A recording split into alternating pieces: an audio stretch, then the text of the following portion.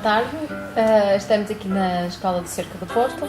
Vamos fazer uma entrevista com o seu diretor numa iniciativa que tem a ver com o trabalho de grupo para a disciplina de Psicossociologia da Educação.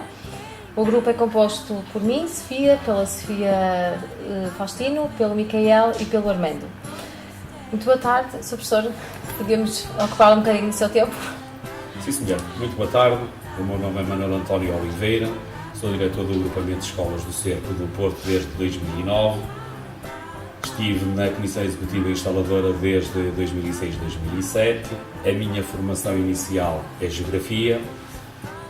Fiz especialização em Administração Escolar na Escola Superior de Educação do Instituto Politécnico do Porto.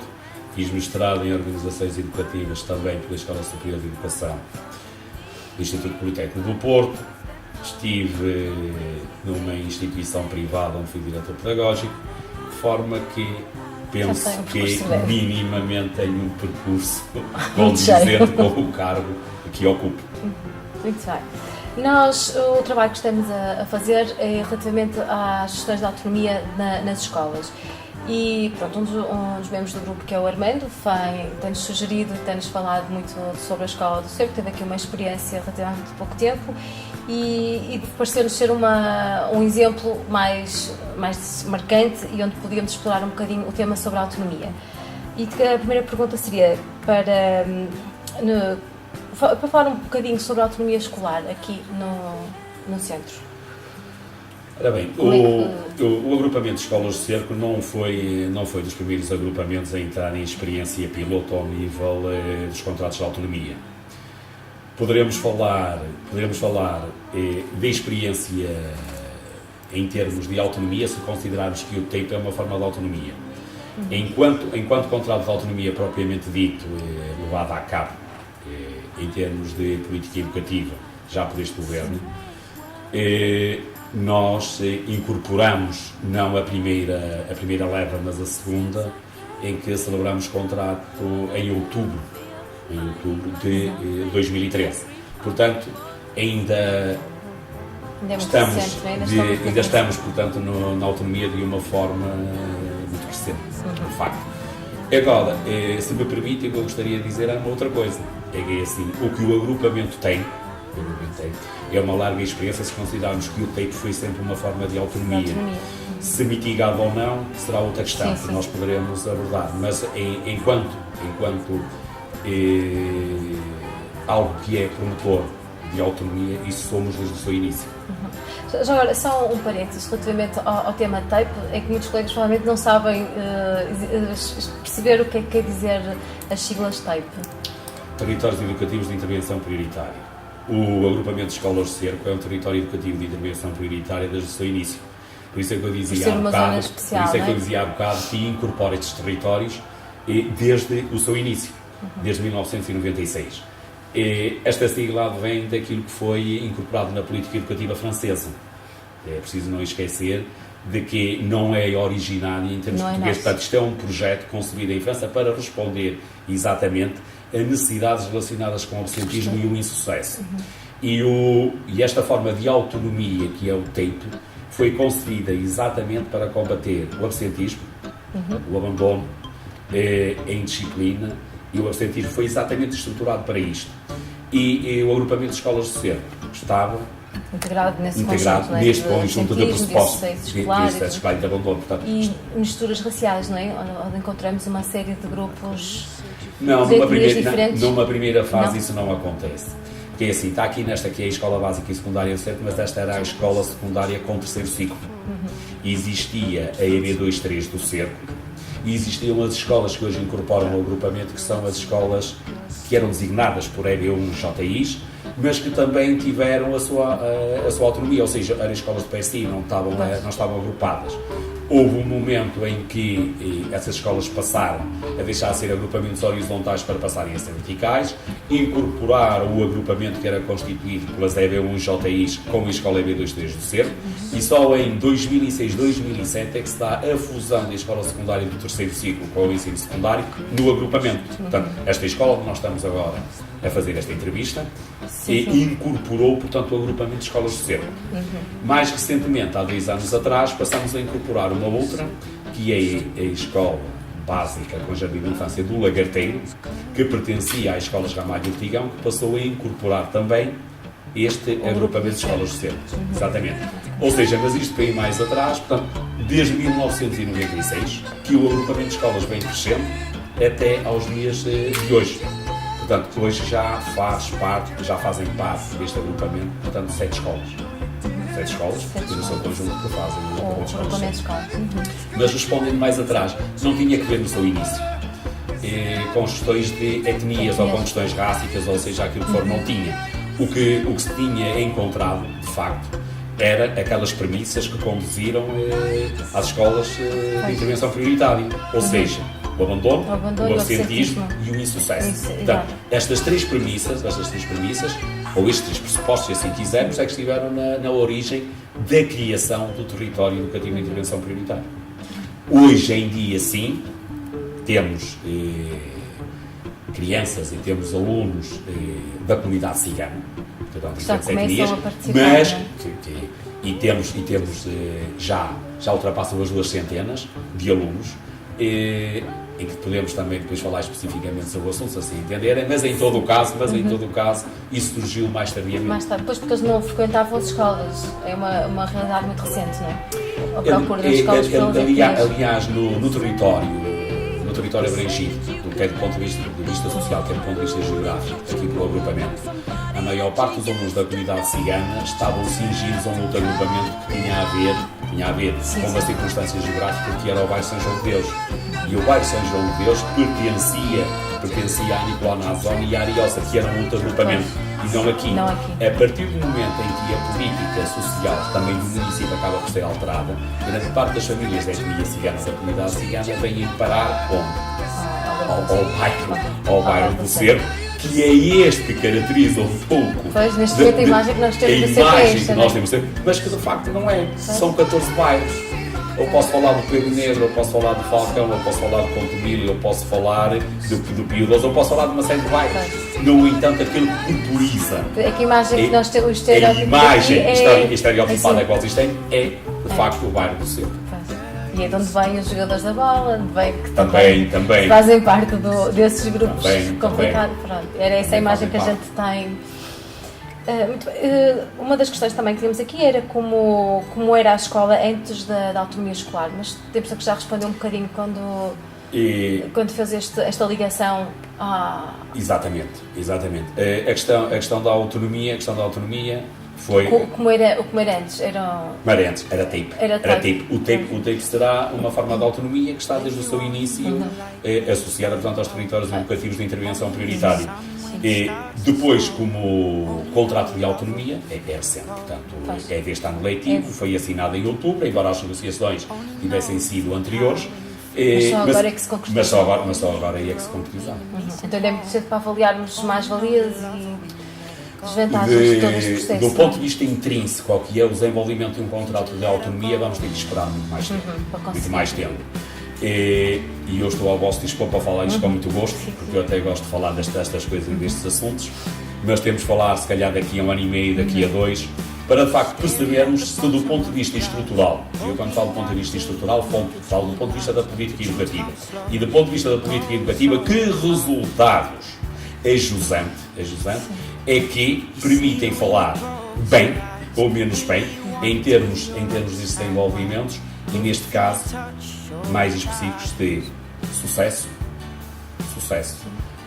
abandono ou absentismo, ou interrupção precoce, ou tem a ver também um pouco com o abandono, ou mesmo com as questões da indisciplina /disciplina, que tem a ver muito não só com o contexto exterior à sala de aula, mas também na própria sala de aula.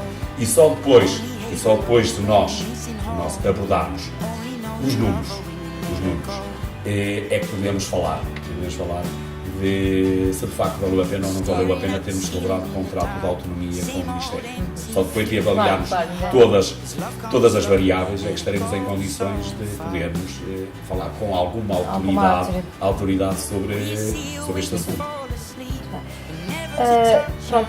Sabendo que a escola do Cerco é uma escola TAPE, ou um território educativo prioritário, será que podemos separar ou dividir o TAPE de uma escola com uma forma que tenha ambas as situações? Não necessariamente. Não necessariamente, não penso. Funciona tudo num todo, não é? Não penso. Aliás, se vir o contrato de autonomia que está na página, e vir o que é o projeto educativo de intervenção prioritária, TAPE 3, para o agrupamento das escolas do Cerco, só tem ligeiras nuances em termos da celebração do contrato de autonomia. Ou seja, num contrato tem um clausulado, não é? Uma série de cláusulas. Então será mais um ponto. É assim, do ponto de vista substancial ou do ponto de vista estrutural, não tem. E do ponto de vista, se calhar, jurídico, é algo que é formal e, portanto, é um número de cláusulas a quais nós nos obrigamos a cumprir. Mas em termos estruturantes, o que é o projeto educativo e curricular do agrupamento, não encontra nenhuma diferença. Encontra 2 ou 3 diferenças, que é isto. O contrato de autonomia tem que ser avaliado e monitorizado, não é? E tem mais 2 ou 3 recursos que antes não eram atribuídos em termos do projeto. É uma mais-valia, não é? É uma mais-valia. Mas não é do ponto de vista, vamos lá, estrutural, em termos de projeto educativo, não altera substancialmente. Mantém a mesma linha, não é? A mesma linha.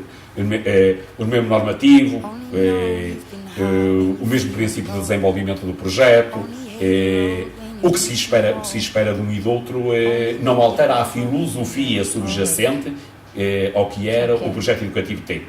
Portanto, está consubstanciado nem mesmo no próprio contrato de autonomia que foi celebrado pelo Ministério. Portanto, aliás, os próprios números relativos ao sucesso educativo, ou as metas que estão imbuídas no projeto educativo, que é o projeto TAPE 3, são as mesmas que contam no contrato de autonomia. Portanto, não temos aqui nenhuma diferença. Separar. Não consegue separar. Mais uma questão também relativamente ao tema TAPE, quando é que se tornou uma escola TAPE? Esta não é a escola, mas o agrupamento, desde o seu início, desde 1996, que passou a fazer parte dos territórios educativos de intervenção prioritária.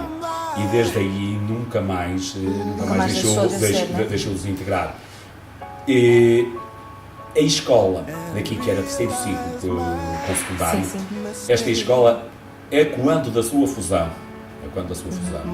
estava previsto iniciar também o projeto educativo de intervenção prioritária esse ano seguinte, ou seja, 2007-2008, esta escola iria fazer parte também das escolas TAPE.